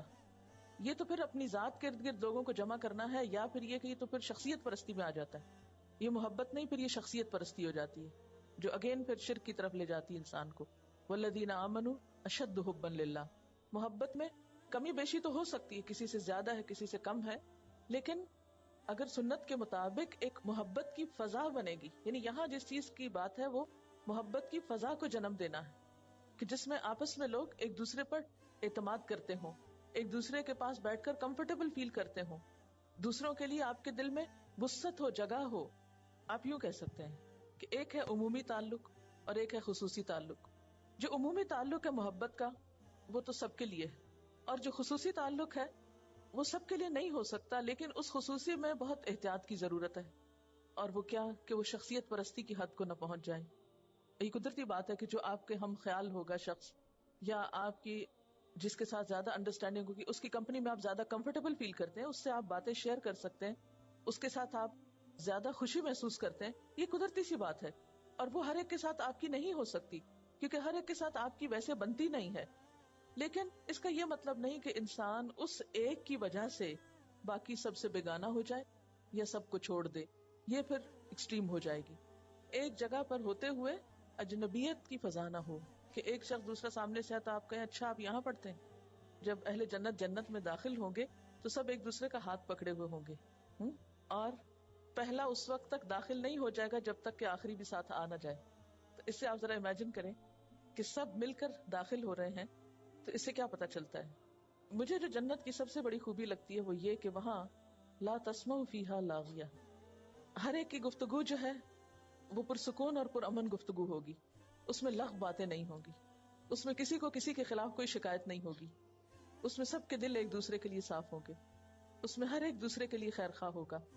جو لوگ دنیا میں اپنے ارد گرد ایسا ماحول بنانے میں کامیاب ہو جائیں وہی حقیقی معنوں میں دین کی صحیح خدمت کر رہے ہیں. جس دین کے ذریعے اور جس دینی تعلیم کے ذریعے محبت کی فضا جنم نہ لے، وہ پھر ریچولز تو ہیں لیکن اس دین کے اندر روح کوئی نہیں. اب ایک اور چیز ہے کہ پہلے کن لوگوں کو ہدیہ دینا چاہیے؟ رشتہ داروں سے آغاز کرنا چاہیے. حضرت قریب سے روایت ہے جو ابن عباس کے غلام تھے کہ حضرت میمونہ نے اپنی ایک لونڈی آزاد کر دی. آپ نے فرمایا اگر تم اپنے ننیال والوں کو یہ دے دیتی زیادہ ثواب ملتا. اسی طرح حضرت طلحہ بن عبداللہ کہتے ہیں کہ حضرت عائشہ رضی اللہ تعالی عنہا نے آپ صلی اللہ علیہ وسلم سے عرض کیا، اے اللہ کے رسول صلی اللہ علیہ وسلم، میرے دو پڑوسی ہیں، میں کس کو پہلے حصہ بھیجوں؟ آپ نے فرمایا جس کا دروازہ تجھ سے نزدیک ہو. یعنی اگر عام لوگ ہوں تو تو جو قریب گھر کے ہوں پہلے ان کو بھیجو. حضرت انس سے روایت ہے کہ آپ صلی اللہ علیہ وسلم ہمارے اس گھر میں تشریف لائے. آپ نے پانی مانگا, ہم نے آپ کے لیے بکری کا دودھ دوہا, پھر اپنے کنویں کا پانی اس دودھ میں ملایا اور آپ کو دیا, یہ کچی لسی جس کو بولتے ہیں. اس وقت حضرت ابوبکر صدیق رضی اللہ تعالیٰ عنہ آپ کی بائیں طرف بیٹھے تھے, حضرت عمر سامنے, اور ایک گنوار دائیں طرف بیٹھا تھا. جب آپ وہ پانی پی چکے, یعنی دودھ ملا پانی پی چکے, تو حضرت عمر رضی اللہ تعالیٰ عنہ نے عرض کیا, یہ ابوبکر ہیں, آپ ان کو دیجئے, کیونکہ ان کے دل میں اس گنوار سے زیادہ حضرت ابوبکر کی وہ فکر تھی. آپ نے گنوار کو دے دیا اور فرمایا دائیں طرف والے مقدم ہیں, دائیں طرف سے شروع کیا کرو. حضرت انس نے دائیں طرف سے شروع کیا کیونکہ یہی سنت تھا. یعنی یہ بھی بعض اوقات ہوتا ہے کہ آپ کا قریب ترین, عزیز ترین, محبوب ترین بائیں جانب ہے اور ایک بالکل اجنبی گنوار شخص آپ کی دائیں جانب ہے. اب دل کے یہ قریب ہے اور دائیں طرف شروع کرنا سنت کے مطابق ہے, تو اس وقت اب کیا کریں گے؟ یہاں پر وہ حدیث آئے گی کہ کوئی شخص اس وقت تک مومن نہیں ہو سکتا جب تک کہ اللہ کے رسول صلی اللہ علیہ وسلم اس کو ہر چیز سے بڑھ کر عزیز نہ ہو جائے. اب عزیز ترین کو چھوڑ کر آپ صلی اللہ علیہ وسلم کی سنت کو اہمیت دیتے ہوئے ایک اجنبی کو دینا, یہ کیا ہے؟ دراصل آپ سے ہر چیز سے بڑھ کر محبت کرنا ہے, کیونکہ آپ نے کیا فرمایا تھا, من احب سنتی فقد احبنی, جس نے میری سنت سے محبت کی اس نے مجھ سے محبت کی. اچھا, اسی طرح مسلمان کے علاوہ نان مسلم کو بھی تحفہ دے سکتے ہیں. بخاری کی روایت ہے کہ حضرت عمر نے دیکھا ایک شخص ایک ریشمی کپڑے کا جوڑا بیچ رہا ہے. انہوں نے حضرت صلی اللہ علیہ وسلم سے عرض کیا کہ آپ یہ جوڑا خرید لیجئے, اور جب باہر کے لوگ آپ کے پاس آتے ہیں اس وقت پہنا کریں. آپ نے فرمایا یہ تو وہ پہنے گا جو آخرت میں بے نصیب ہے. ریشم کا تھا نا. پھر ایسا ہوا کہ ویسے ہی کپڑے کے کئی جوڑے آپ کے پاس آئے. آپ صلی اللہ علیہ وسلم نے ان میں سے ایک جوڑا حضرت عمر کو بھیجا. انہوں نے کہا, اے اللہ کے رسول صلی اللہ علیہ وسلم, میں اس کو کیسے پہنوں؟ آپ نے تو عطارد کے جوڑے میں ایسا ایسا فرمایا. آپ نے فرمایا میں نے یہ جوڑا تجھے اس لیے نہیں دیا کہ تو خود اس کو پہنے, تو اس کو بیچ ڈال یا کسی اور کو پہنا. پھر حضرت عمر نے وہ جوڑا اپنے ایک مشرک بھائی کو جو مکہ میں تھا, ابھی اسلام نہیں لایا تھا, اس کو بھیج دیا. اس سے کیا باتیں پتہ چلتی؟ نمبر 1, نان مسلم کو تحفہ دیا جا سکتا ہے. نمبر 2, کسی کا دیا ہوا تحفہ خواہ وہ اللہ کے رسول صلی اللہ علیہ وسلم ہی کا دیا ہوا کیوں نہ ہو, اسے مزید آگے کسی اور کو بھی تحفے میں دیا جا سکتا ہے, یا تحفے کو بیچا بھی جا سکتا ہے. ٹھیک ہے. پھر اسی طرح مشرکین کو جہاں تحفہ دیا جاتا ہے وہاں ان سے کیا قبول بھی کیا جا سکتا ہے. حضرت ابو ہریرہ نے آپ صلی اللہ علیہ وسلم سے روایت کیا کہ ابراہیم علیہ السلام حضرت سارہ کو لے کر ہجرت کر گئے. ایک بستی میں پہنچے جہاں کا بادشاہ ظالم تھا. اس نے حضرت سارہ کو بلا کے دست درازی کرنا چاہی تو اس کا ہاتھ سوکھ گیا. تب یوں کہنے لگا, ہاجرہ لونڈی اس کو دے کر نکالو. نہیں سمجھ آئی بات؟ حضرت ابراہیم علیہ السلام جب ہجرت کر رہے تھے تو ان کے ساتھ ان کی اہلیہ بھی تھی, حضرت سارہ. ایک ملک سے گزر رہے تھے کہ وہاں کا بادشاہ بہت ظالم تھا. اس نے ابراہیم علیہ السلام کی بیوی حضرت سارہ کو اپنے پاس بلایا برا کام کرنے کے لیے. تو جب اس نے اپنا ہاتھ بڑھایا حضرت سارہ کی طرف تو اس کا ہاتھ سوکھ گیا, یعنی وہ زیادتی نہیں کر سکا, کچھ برا نہیں کر سکا. اس سے اس بادشاہ کے دل میں ابراہیم علیہ السلام کے بارے میں ہیبت بیٹھی کہ یہ شخص ضرور کوئی اللہ کا خاص بندہ ہے کہ جس پر اللہ کی خاص عنایت ہے, کیونکہ وہ اس سے پہلے بھی ایسے برے کام کرتا ہوگا. اور آپ کو معلوم ہے کہ آپ ہی کے دور میں قوم لوط جو تھی وہ بھی اسی قسم کے کام کرتی تھی. ان کے علاقے سے جو بھی کوئی مسافر گزرتا تھا اس کو لوٹ لیا کرتے تھے, اس کے ساتھ برا سلوک کیا کرتے تھے. اس طرح کے ظلم و ستم اس دور میں عام تھے. بہرحال اس پر وہ مشرک بادشاہ کیا کہنے لگا کہ اس شخص کو ملک سے جلدی نکال دو, اور نہ صرف یہ کہ اس کو بھیجو بلکہ اس کے ساتھ ہاجرہ کو بھی بھیج دو بطور تحفہ. تو اس طرح حضرت ہاجرہ جو تھی وہ حضرت ابراہیم علیہ السلام کو ملی تھی اس بادشاہ سے. اس زمانے میں صرف جانور نہیں, انسان بھی, غلام بھی بطور تحفے کے ایک دوسرے کو دیے جاتے تھے. مثلا حضرت زید کو حضرت خدیجہ نے بطور تحفہ کس کو دیا تھا؟ آپ صلی اللہ علیہ وسلم کو دیا تھا. یہ اس زمانے کا کلچر تھا. ٹھیک تھا یا نہیں تھا یہ ایک الگ بحث ہے, لیکن وہاں ایسا ہوا کرتا تھا. تو حضرت ابراہیم علیہ السلام نے ظالم بادشاہ سے تحفہ قبول کر لیا. اس سے کیا پتہ چلتا ہے کہ نان مسلم سے, کسی ظالم سے, یا کسی بھی ایسے شخص سے جو دیندار نہ بھی ہو تو اس سے تحفہ قبول کیا جا سکتا ہے. اچھا, پھر اسی طرح آپ صلی اللہ علیہ وسلم کی خدمت میں ایک دفعہ زہر آمیز بکری بھیجی گئی, اور وہ بھی کس کی طرف سے تھی؟ یہود کی طرف سے تھی. اسی طرح ایلا کے حاکم نے خچر بھیجا تھا آپ کی خدمت میں بطور تحفے کے، اور آپ نے اس کو کیا بھیجا؟ چادر بھیجی تھی. ان مثالوں سے بھی کیا پتہ چلتا ہے کہ نان مسلمز کے تحفے قبول کیے جا سکتے ہیں. اب آپ دیکھیے کہ صرف قرآن پڑھ کر عمل کرنا آتا ہے؟ چھوٹی چھوٹی احادیث سے کتنے پہلو کھل رہے ہیں، بہت سے سوالوں کے جواب خود بخود ملتے چلے جاتے ہیں. اور یہ جو زہر آلود بکری کی بات ہے تو یہ حدیث بخاری کی ہے. حضرت انس سے روایت ہے کہ ایک یہودی عورت جس کا نام زینب تھا زہر آمیز بکری آپ صلی اللہ علیہ وسلم کے پاس تحفے میں لائی. آپ نے اس میں سے کچھ کھایا. صحابہ سے فرمایا تم نہ کھاؤ، اس میں زہر ہے. لوگ اس عورت کو پکڑ کر لائے. پوچھا کہ کیا اس کو قتل کر دیں؟ آپ نے فرمایا نہیں. اور جب آپ صلی اللہ علیہ وسلم کی وفات ہو رہی تھی تو اس وقت بھی آپ نے کیا فرمایا تھا کہ میں اس زہر کو اب تک محسوس کرتا ہوں. یعنی بسا اوقات نان مسلمز کے تحفے میں کوئی نقصان بھی ہو سکتا ہے، لیکن اس کے باوجود آپ نے یہ حکم نہیں دیا اپنی امت کو کہ آج کے بعد کوئی کسی نان مسلم سے تحفہ قبول نہ کرے. لیکن اس کے برعکس ہم دیکھتے ہیں کہ حضرت سلیمان علیہ السلام نے ملکہ سبا کا تحفہ قبول نہیں کیا تھا. وہ رشوت تھا، اس کا مقصد کچھ اور تھا. آپ صلی اللہ علیہ وسلم نے بھی بعض اوقات تحفہ قبول نہیں کیا. اس میں ایاز بن حمار مجاشی کے بارے میں آتا ہے کہ انہوں نے آپ کی خدمت میں ایک ہدیہ پیش کیا تو آپ نے اس سے پوچھا کیا تم مسلمان ہو؟ اس نے کہا نہیں. تو آپ نے اس کا ہدیہ بھی یہ کہہ کے واپس کر دیا کہ میں مشرکین کا ہدیہ نہیں لیتا. کیوں؟ تاکہ اس شخص کو احساس ہو اور وہ مسلمان ہو. تو اس سے پتہ چلتا ہے کہ کسی وقت میں اگر ضرورتاً کسی نان مسلم کا ہدیہ واپس کرنا پڑے تو آپ کر سکتے ہیں. مثلا کوئی شخص آپ کے پاس شراب کا تحفہ لے آیا تو آپ کیا کریں گے؟ آپ کو واپس کر دینا چاہیے کہ میں مسلمان ہوں، میں شراب نہیں پیتا، بہت شکریہ کے ساتھ واپس کرتا ہوں. لیکن ایک کرسچن شخص نے ایک ریشمی حریر کا بہت چمکتا ہوا کپڑا آپ کو تحفتاً دیا، آپ نے اسے قبول کر لیا. حالانکہ آپ کو خود تو نہیں اسے پہننا تھا، لیکن مقصود کیا ہے؟ بتانا کہ شخص کرسچن تھا اور جو تحفہ تھا وہ آپ کے لیے تو حرام تھا، لیکن اس کے باوجود آپ نے اسے قبول کیا. تو اس سے کیا پتہ چلتا ہے کہ جو چیز فی ذات ہی حرام نہ ہو. فی ذات ہی کا کیا مطلب ہے؟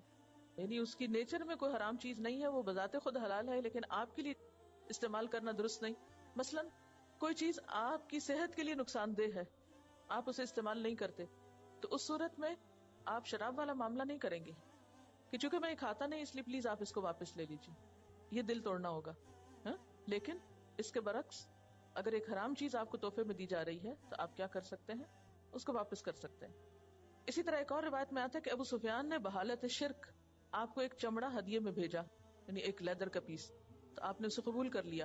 جبکہ ایک دوسرے شخص کو کہا کہ ہم مشرک کا ہدیہ نہیں قبول کریں گے، اور آپ نے ابو سفیان کا ہدیہ قبول کر لیا. اس میں کنٹرڈکشن نہیں ہے. کیا فرق ہے؟ ابو سفیان سے خاندانی تعلق بھی تھا. اور دوسری بات یہ ہے کہ بعض مواقع ایسے ہوتے ہیں کہ جس میں دین کی بہتری کے لیے یا بھلائی کے لیے یا بعض اوقات ڈپلومیٹک ریلیشن شپ کے لیے کچھ چیزوں کا قبول کرنا، لین دین کرنا جو ہے وہ جائز ہو سکتا ہے.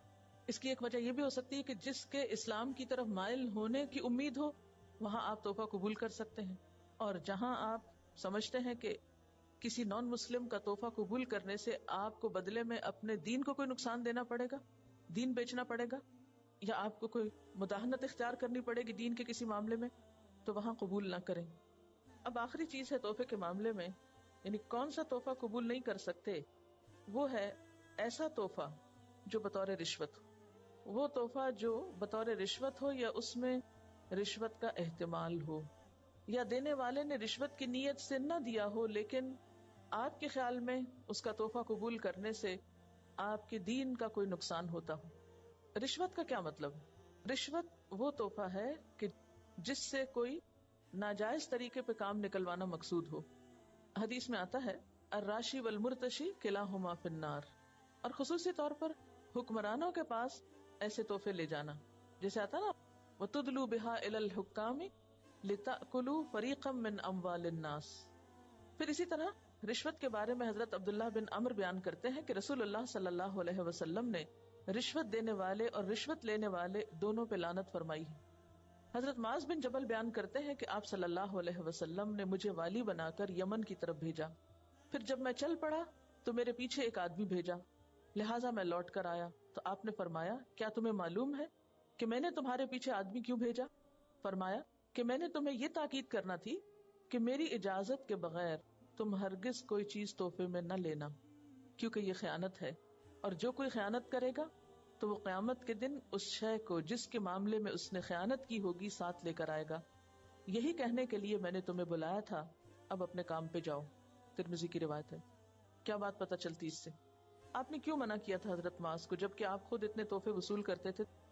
وہ آفیشیل کیپیسٹی میں جا رہے تھے اور اس بات کا احتمال تھا کہ اس تحفے کے ذریعے لوگ ان سے کوئی ناجائز فائدہ حاصل کریں گے، اس لیے خاص طور پر آپ نے ان کو منع کیا.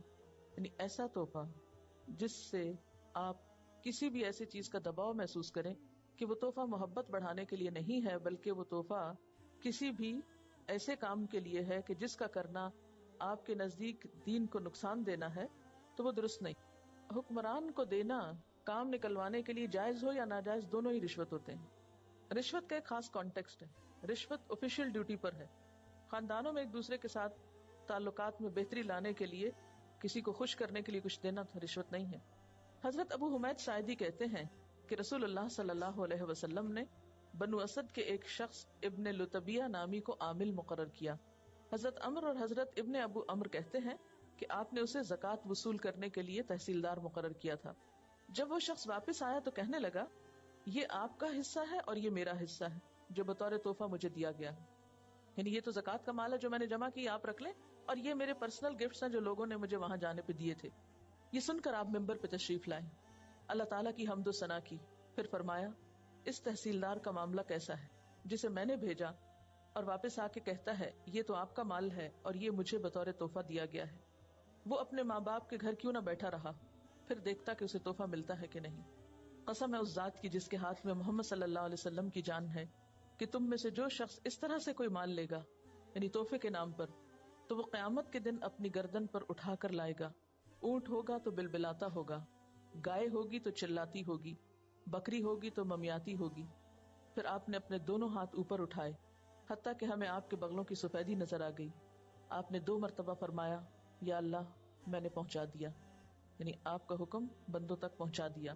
تو اس سے کیا پتہ چلتا ہے کہ کسی بھی ایسے شخص کو تحفہ دینا جس سے کوئی کام نکلوانا مقصود ہو، وہ تحفہ دینا بھی درست نہیں اور اس کا قبول کرنا بھی درست نہیں.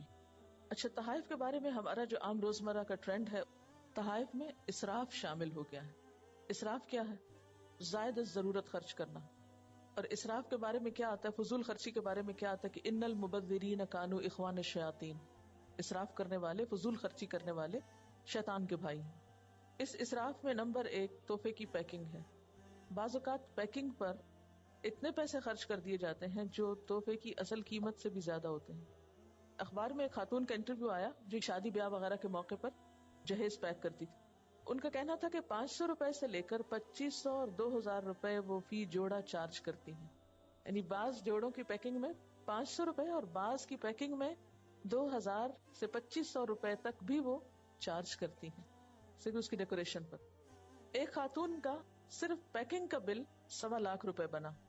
تو وہ کہتی ہیں، جو انٹرویو دینے والی خاتون تھی، وہ کہتی ہیں کہ میں نے ان سے کہا کہ اس میں آپ کی بیٹی کا ایک سیٹ بن سکتا ہے، لیکن کمپٹیشن کی وجہ سے انہیں ایسا کرنا پڑا کہ کوئی بھی اس پیسے سے مفید کام کرانے کی بجائے انہوں نے صرف اس لیے پیکنگ کرنے پر اتنا پیسہ خرچ کیا کہ وہ دوسروں کے مقابلے میں نمایاں ہونا چاہتی ہیں. اچھا، پھر اس معاملے میں ایک اور بڑی زیادتی ہوتی ہے کہ اگر کسی امیر شخص کو تحفہ دینا ہو تو بہت زیادہ ڈیکوریشن پہ خرچ کرتے ہیں. کسی غریب رشتہ دار کو کوئی چیز دینی ہے تو پرانی سی تھیلی میں ڈال کے تو وہ گٹھڑی بنا کے پیش کر دیتے ہیں. اس وقت ہمیں بھول جاتا ہے کہ اس انسان کی بھی کچھ عزت ہے. اس معاملے میں بہت اعتدال کی ضرورت ہے. پھر اسی طرح ایسی چیزیں تحفے میں دینا جن کا کچھ زیادہ مفید استعمال نہ ہو یا اس سے بہتر چیزیں دوسرے کو تحفے میں دی جا سکتی ہوں جو اس کے کسی کام آ سکتی ہیں. مثلاً کون سی چیزیں عموماً دوسرے کے کسی کام نہیں آتی جو تحفے کے نام پر دی جاتی؟ Decoration pieces. پھول کا تحفہ برا نہیں ہے لیکن اس میں بھی اسراف نہیں ہونا چاہیے. مثلاً آپ کسی رشتہ دار کے گھر جا رہے ہیں کہ جن کے پاس بچوں کو پلانے کے لیے دودھ نہیں ہے اور آپ ان کے پاس پھولوں کی ٹوکری لے جا رہے ہیں، وہ ان پھولوں کو کیا کریں گے؟ تو یہ ناسمجھی کی بات ہے نا. یعنی پھول اچھی بات ہے، پھولوں کے تحفے سے انکار نہیں. پھر اسی طرح عموماً جو چیز تحفے میں ملتی ہے اس کو آگے دینا برا سمجھا جاتا ہے کہ یہ تو فلاں کا تحفہ ہے، لیکن صحابہ کرام کے اندر ایسا نہیں تھا. ان کے ہاں کیا ہوتا کہ ایک شخص دوسرے کو تحفہ دیتا، وہ آگے اور آگے اور آگے اور گھوم کر وہ تحفہ پہلے کے پاس آ جاتا تھا. یعنی ہر شخص دوسرے کو اپنی ذات پہ ترجیح دیتا تھا کہ چلے دوسرا استعمال کرے. یہ ہے محبت. قرآن پاک میں آتا ہے وَيُؤْثِرُونَ عَلَىٰ أَنفُسِهِمْ وَلَوْ كَانَ بِهِمْ خَصَاصَةٌ. دوسروں کو خود پہ ترجیح دیتے ہیں خواہ خود بھوکے کیوں نہ ہو. ہمارے ہاں بھی ایسا ہوتا ہے، لیکن وہ صرف اس صورت میں ہوتا ہے جب کسی کی کوئی چیز ہمیں پسند نہیں آتی تو اپنے پاس رکھنے کی بجائے کسی اور کو دے دیتے ہیں. اچھا، بعض اوقات ہم تحفے میں صرف مٹھائی اور کیک ہی دینا چاہتے ہیں. ہاں، اب یہ ہے کہ عید کے موقع پر اگر صرف کیک ہی دیے جا رہے ہیں اور ہر شخص کیک ہی دے رہا ہے تو کتنے کیک کھائیں گے آپ عید کے دن اور کتنے کھلائیں گے؟ اب بہت سے تو باسی ہو کے ختم ہو جائیں گے، پھینکنے پڑیں گے آپ کو. پھر اسی طرح عید الاضحیٰ کے موقع پر جب گوشت بھیجتے ہیں، کچھ لوگوں کو تو ہم لیمب لیگز بھیج دیتے ہیں اور غریبوں کو صرف فالتو مال اکٹھا کر کے بھیج دیتے ہیں. حالانکہ اس میں ہونا کیا چاہیے، مکس کر لینا چاہیے. یا یہ ہے کہ لیگز بھجوا دیں دوسروں کو اور خود کھا لیں، باقی اپنے لیے رکھ لیں. پھر اسی طرح یہ ہے کہ بسا اوقات جب کارڈز دیتے ہیں تو بہت زیادہ ایکسپینسو، مثلاً بعض اوقات کارڈ کی قیمت 100 روپے 150 روپے تک بھی ہوتی یا اس سے زیادہ بھی ہو سکتی، جبکہ اسی پیسے میں کوئی اچھی کتاب بھی کسی کو دی جا سکتی. پھر اسی طرح حج عمرے سے واپسی پر جو تحفے دیے جاتے ہیں وہ عموماً ٹوپی، تسبیح، یہ ضروری ہے. اب ایک شخص کتنی تسبیحاں پڑھ سکتا ہے، یعنی کتنا پڑھنے کا ٹائم ہے؟ کیوں نہیں آپ اس ٹرینڈ کو چینج کرتے کہ آپ تلاوت کی آڈیو کیسٹس جو ہیں وہ لا کر لوگوں کو دینا شروع کریں تاکہ لوگ اپنے گھروں میں کچھ تو سنیں. ہاں، اب یہ ایک ٹرینڈ زور پکڑتا جا رہا ہے کہ شادی پہ یا کسی بھی خاص موقع پر دلہا دلہن کے لیے یا کسی بھی رشتے دار کے لیے جو تحفہ لے کر جاتے ہیں اس کو کرسٹل کے برتن میں یا شیشے کے برتن میں سجا کے لے جاتے ہیں اور پھر وہ برتن ساتھ ہی چھوڑ دیا جاتا ہے. بعض اوقات وہ برتن کسی دوسرے برتن سے میچ نہیں کر رہا ہوتا، وہ یوز بھی نہیں ہوتا، اور گھر میں پائلز لگی ہوئی ہیں ان برتنوں کی جو بالکل بیکار ہیں، کسی کام میں نہیں آ رہے. یعنی ایک بیکار کی چیز ساتھ آپ دوسرے کو دے رہے ہیں. اچھا، اسی طرح بسا اوقات شادی کارڈ دے رہے ہیں تو شادی کارڈ کے ساتھ بھی گفٹ دیا جا رہا ہے. اس گفٹ کی سمجھ نہیں آتی کہ اس کا کیا مقصد ہے. پھر اور کن کن مواقع پر دیے جاتے ہیں، مثلاً بسم اللہ ہے، منگنی ہے، عقیقہ ہے، حج عمرے پہ جب کوئی جا رہا ہے یا واپس آیا ہے. پھر اسی طرح عید کے مواقع ہیں. پھر اسی طرح بچے کی پیدائش ہے، جب کوئی ملک یا شہر چھوڑ کے جا رہا ہے یا جاب چھوڑ کے جا رہا ہے، یا پہلی تنخواہ ملنے پہ خاندان والوں کے لیے تحفے خریدے جا رہے ہیں. اب مزید ماشاءاللہ ویلنٹائنز ڈے بھی شامل ہو گیا، نیو ایئر شامل ہو گیا، بسنت پہ کارڈ دیے جا رہے ہیں. یہ بسنت کے جوڑے، پیلی چوڑیاں، پیلے کپڑے، پیلا سب کچھ، ساتھ کائٹس بھی. پھر مدرز ڈے ہے، فادرز ڈے ہے، گرینڈ پیرنٹس ڈے ہے، برتھ ڈے ہے. اچھا، اب سوال یہ پیدا ہوتا ہے کہ کیا ان مواقع پہ تحفہ نہیں دیا جا سکتا؟ یعنی کیا ان مواقع کو جو میں نے ذکر کیا ہے اس لیے ذکر کیا ہے کہ ان مواقع پہ تحفہ دینا حرام ہے یا منع ہے؟ یہ نہیں ہے مقصد. ان میں سے کچھ مواقع درست نہیں ہے، مثلاً بسنت کا تحفہ یا ویلنٹائن کا، یعنی جو بھی غیر اسلامی اوکیزن ہے یا نان اسلامک اوکیزنز ہیں ان کو تو آپ سیلیبریٹ نہیں کریں. لیکن باقی جو مواقع ہیں چھوٹے موٹے، اس میں جیسے اگر کسی بچے کا قرآن پاک شروع ہوا ہے تو آپ اس بچے کو اس موقع پر کچھ دیتے ہیں تو اس سے اس کو ایک خوشی کی فیلنگ آئے گی اور وہ سمجھے گا کہ میں ایک اچھا کام شروع کر رہا ہوں. یا پاس ہونے پر، یعنی اگر آپ پڑھائی میں کوئی اچھا کام کرتے ہیں تو اس وقت آپ تحفے کے مستحق ہیں. یعنی محنت کرنے کے بعد، محض اس لیے نہیں کہ آپ آج 10 سال کے ہو گئے آج آپ 20 سال کے ہو گئے تو اس پر آپ کو تحفہ دیا جائے. یہ کوئی اوکیزن نہیں تھا. اس میں آپ کا کیا کمال ہے؟ یہ تو اللہ نے آپ کو کر دیا 10 سال کا. ہاں، لیکن اگر آپ کچھ محنت کر کے پڑھ کے آئے ہیں یا کوئی اچھے نمبر لائے ہیں تو اس موقع پر آپ باقی ڈیزرو کرتے ہیں. دیکھیں، لوگوں سے تحفے کی توقع تو کسی بھی موقع پہ نہیں رکھنی چاہیے. یہ نہیں ہونا چاہیے. یہ جو اشراف النفس ہے یہ درست نہیں ہے، یہ ناپسندیدہ ہے. کہ مثلاً آپ پاس ہی ہوئے ہیں، کسی اسکول میں پاس ہوئے ہیں، کسی یونیورسٹی میں آپ نے کوئی اچھی ڈگری لی ہے، یا آپ نے قرآن ختم کیا ہے، یا کوئی بھی آپ نے کام کیا ہے زندگی میں، تو اس میں آپ انتظار میں بیٹھ جائیں کہ میں نے یہ کارنامہ کر لیا ہے، لوگ تحفے لے کر آئیں. یہ بات غلط ہے. اور یہ بات آپ کی نیت اور آپ کا یہ ارادہ جو ہے اللہ تعالیٰ دیکھ رہا ہے کہ آپ کیوں انتظار میں ہیں. یعنی تحفے کا انتظار کسی بھی شکل میں یہ درست نہیں. اچھا، یہ کیوں نہیں درست؟ اس کی کیا وجہ ہے؟ یعنی تحفے کی توقع رکھنا، تحفے کا لالچ رکھنا، تحفے کا انتظار کرنا بچوں میں تو ہو سکتا ہے، لیکن اس میں ایک تو خلوص کا عنصر نکل جاتا ہے. دوسری بات یہ ہے کہ جب ایکسپیکٹیشن زیادہ ہوتی ہے، توقع زیادہ ہوتی ہے اور کوئی پورا نہیں اترتا اس پر، تو آپس میں تعلقات خراب زیادہ ہو جاتے ہیں. مثلاً اگر بیوی انتظار میں ہے کہ آج میری ویڈنگ اینیورسری ہے اور شوہر تحفہ لازمی دے گا اور وہ بھول گیا تو اب کیا ہوگا؟ لڑائی ہوگی، موڈ آف ہو جائے گا. یا اسی طرح بہن بھائیوں سے جو توقع رکھ لی جاتی کہ آج ہمارا فلاں خاص دن ہے، جو یہ سارے خاص دن عام طور پر ہم نے خود ہی بنائے ہوئے ہیں، تو اس میں اگر وہ ہمیں یاد نہیں کرتے یا بھول جاتے ہیں تو پھر ہمارا موڈ آف ہو جاتا ہے. تو ہم کس طریقے سے ہم دوسروں پر ڈیپینڈ کرنے لگتے ہیں، ہم ایک طرح سے دوسروں کے غلام ہو جاتے ہیں کہ ہماری خوشیاں اور غم ان کے ہاتھ میں چلے گئے. پھر عام طور پر معاشرے میں ٹرینڈز کیا پائے جاتے ہیں کہ سب سے زیادہ عمدہ اور بہترین تحائف ان کو دیے جاتے ہیں جن سے ہمیں کسی قسم کا کوئی فیور لینا ہو یا وہ ہمارا کوئی کام کرتے ہوں، یعنی معاشرے کے اندر. عموماً غریب رشتہ داروں کو کمتر درجے کی چیزیں دی جاتی ہیں، لیکن وہ رشتہ دار جو کسی اچھی پوسٹ پر ہوں یا جن سے مزید بہتر تحفے کی توقع ہو، وہاں زیادہ اچھا دیتے ہیں. بیٹیوں کے سسرال میں زیادہ اچھی چیزیں جاتی ہیں، جبکہ بیٹوں کے سسرال میں بہو کے میکے میں جاتا ہی نہیں ہے. وہاں سے تو صرف ڈیمانڈز آتی ہیں.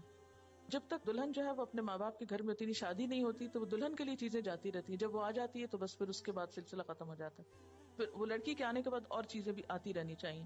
پھر اسی طرح اپنی شادی شدہ بیٹیوں کے گھر تو تحفے بھیجتے ہیں، لیکن بہو کے ہاں عام طور پہ کوئی تحفہ نہیں جاتا. یعنی عموماً ہمارے معاشرتی سیٹ اپ میں کیا ہوتا ہے کہ جو کوئی اچھی چیز ہوتی ہے گھر میں، وہ کس کے لیے جا رہی ہے؟ بیٹی کے لیے جا رہی ہے. حتیٰ کہ بعض اوقات بہوؤں کے بھی حق مار کے، ان سے بھی لے دے کے، ان کا حق بھی چھین چھنا کے سب بیٹیوں کی طرف جا رہا ہے. یہ بات بھی درست نہیں ہے. اور اس میں بعض اوقات آپ دیکھیں کہ مثلاً ایک ساس ہے، اگر وہ ایسا کرتی ہے کہ بیٹیوں کی زیادہ طرفداری کرتی ہے اور بہو کو وہ اگنور کرتی ہے، تو اس کا نقصان کس کو ہوگا؟ بیٹی تو اپنے گھر میں ہے، وہ تو بیٹی ہے، اپنے گھر والی ہے، اس پہ تو کوئی لائبلٹی نہیں ہے اپنے پیرنٹس کی. لیکن اس کے برعکس بہو جو آپ کے گھر میں آ چکی ہے، وہ آپ کی بیٹی کی جگہ ہے، آپ اسے اگنور کر رہے ہیں، جبکہ آپ کے جو فائدے ہیں یا آپ کی جو خیرخواہی ہے اب اس کے ساتھ وابستہ ہے. تو بعض اوقات ہم ناسمجھی میں، نادانی میں ایسے کام کر جاتے ہیں جس کی وجہ سے گھروں میں بہت ناراضگیاں اور چپکلشیں ہوتی ہیں. مثلا اگر آپ نے بہو کے حصے کی چیز بیٹی کو بھجوا دی، اس کو تو آپ نے خوش کر دیا دور بیٹھے، اور جو بہو گھر میں ہے اس کا جب آپ نے حق چھینا یا حق مارا تو وہ ایک ناراضگی اور لڑائی جھگڑے کی فضا قائم ہو گئی. تو اس سے کس قدر پریشانی ہوتی. آپ صلی اللہ علیہ وسلم نے اس معاملے میں کیا کیا تھا؟ ایک شخص نے اپنے ایک بیٹے کو کچھ تحفہ دینا چاہا، تو ماں نے بیچ میں انٹرفیئر کیا کہ یا تو سارے بچوں کو دو یا پھر آپ صلی اللہ علیہ وسلم سے پوچھو جا کر. تو انہوں نے آ کر جب آپ صلی اللہ علیہ وسلم سے پوچھا تو آپ نے وہی بات کہی کہ تم ایک بچے کو نہیں دے سکتے، تمہیں پھر سب کو دینا ہوگا. لیکن عموماً ہم اس انصاف کو بھول جاتے ہیں. اس سے پھر کیا ہوتا ہے؟ بچوں کے آپس میں تعلقات بہت خراب ہو جاتے ہیں. جس بچے کو زیادہ اہمیت ملتی ہے باقی اس سے جیلس ہو جاتے ہیں، اور نہ ختم ہونے والے لڑائی جھگڑے فساد شروع ہو جاتے ہیں. اگر دیکھا جائے تو معاشرے میں جتنے بھی خاندانی تعلقات کی خرابیاں ہیں، آپس میں بدگمانیاں ہیں، ایک دوسرے کے لیے دل اچھے نہیں ہیں، اس میں ایسی ہی ناانصافیاں ہیں، کیونکہ عدل کے بغیر کہیں بھی خوشی نہیں ہو سکتی. پھر اسی طرح جب تحفے واپس کیے جاتے ہیں، یعنی بدلے میں دیے جاتے ہیں، تو عموماً وہ ناپ تول کے برابر کر کے ہی دیے جاتے ہیں کہ 100 روپیہ دیا تھا ہماری شادی میں، 100 ہی دینا ہے. بعض کہتے ہیں کہ 100 کیوں دیا، اب تو روپیہ ڈیویلیویٹ ہو گیا ہے، اب تو 120 ہونے چاہیے تھے. لو آج سے 20 سال پہلے دیا تھا تو ابھی بھی 100 ہی واپس لوٹ رہا ہے، پر اس پہ ناراض ہے. اب وہ تحفہ جو خوشی کا سبب تھا وہ مشقت کا بن گیا. وہ کہہ رہی ہیں کہ اگر کوئی زیادہ دینا چاہے تو دوسرے ناراض ہوتے ہیں کہ تم ریٹ خراب کر رہے ہو، تمہارے زیادہ دینے سے ہمیں بھی زیادہ دینا پڑے گا. اچھا بعض اوقات یہ ہوتا ہے جیسے حکم ہے نا کہ اگر تمہیں کوئی تحفہ دے تو تم بھی واپس دو، تو اس کا مطلب کیا یہی ہے کہ اگر تمہیں کسی نے 100 روپے دیے ہیں تو تم اس کو 100 روپیہ دو؟ کسی بھی اور شکل میں ہو سکتا ہے.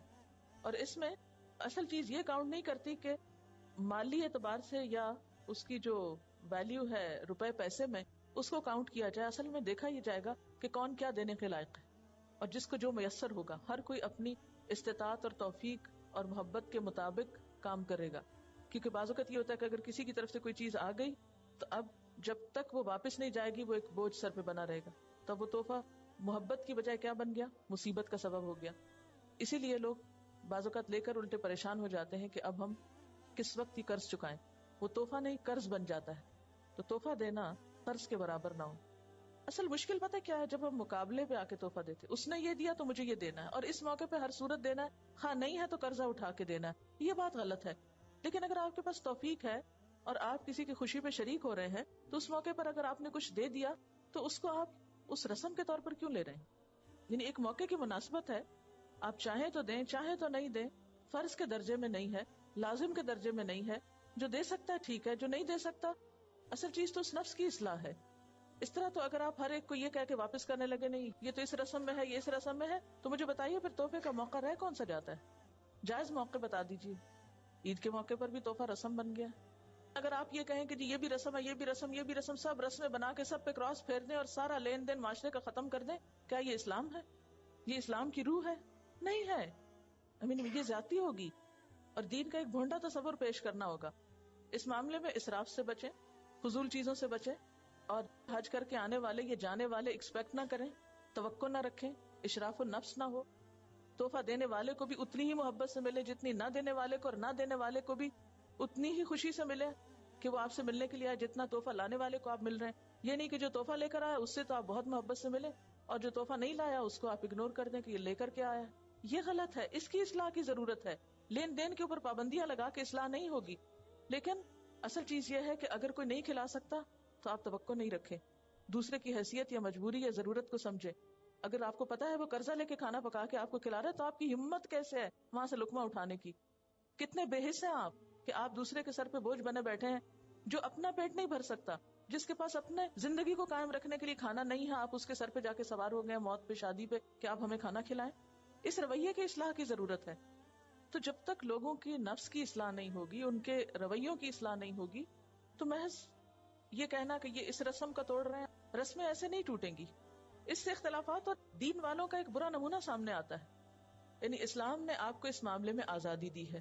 یہ نہیں کہا کہ آپ اس موقع پر ایک لسٹ بنا کر آپ کو دے دی ہو کہ ان تمام مواقع پر آپ کو تحفہ لازمی دینا پڑے گا, کوئی قید نہیں, کوئی پابندی نہیں. اور اسی طرح کوئی ایسی لسٹ بھی نہیں دی گئی کہ ان مواقع پہ تحفہ دینا جب رسم ہے یہ کوئی نہ دے. یہ بھی نہیں کہا گیا. ہمیں نہ اوقات کا پابند کیا گیا ہے, نہ مواقع کا پابند کیا گیا ہے. ہم اپنے حالات کو دیکھیں گے, جب جو موقع پائیں گے, جو چیز میسر ہوگی, جو حیثیت توفیق میں ہوگی, جس چیز کو دوسرے کے لیے خوشی کی نظر سے دیکھیں گے.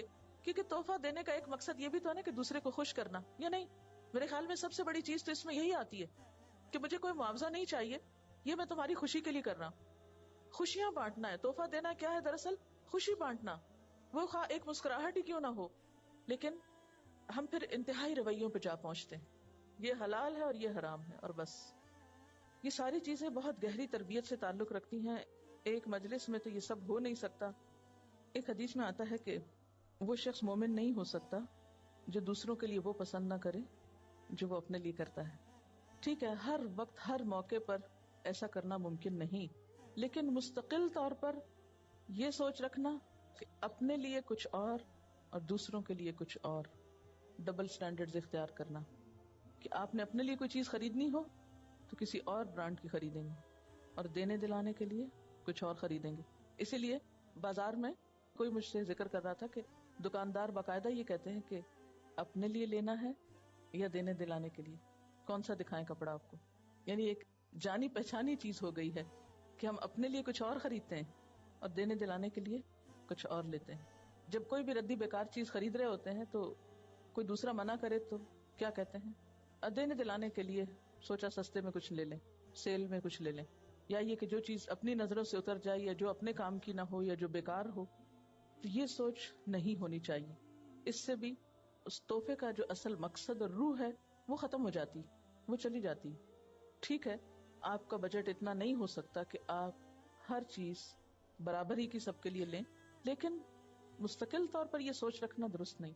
اسلام ہمیں کیا سکھاتا ہے؟ لن تنالوا البر حتى تنفقوا مما تحبون. تم نیکی کو پا ہی نہیں سکتے جب تک کہ وہ خرچ نہ کرو یا اس میں سے جو تم پسند کرتے.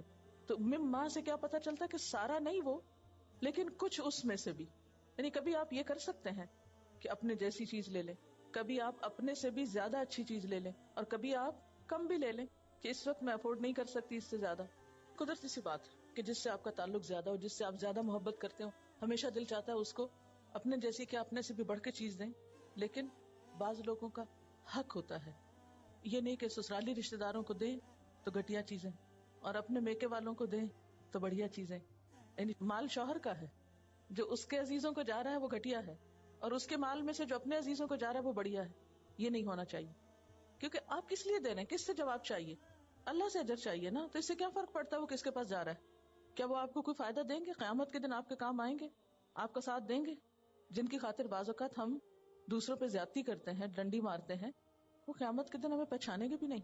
تو فرمایا کہ وما آتیتم من زکاۃ تریدون وجہ اللہ, اور جو بھی زکوٰۃ تم دیتے ہو جس سے تم اللہ کی رضا چاہتے ہو, فاولئک ھم المضعفون, تو یہی لوگ دراصل مال بڑھاتے ہیں, یہی مال میں اضافہ کرنے والے ہیں. تو اس سے کیا پتہ چلتا ہے کہ زکوٰۃ مال کو بڑھانے کا ذریعہ ہے اور ربا مال گھٹانے کا سبب بنتا ہے.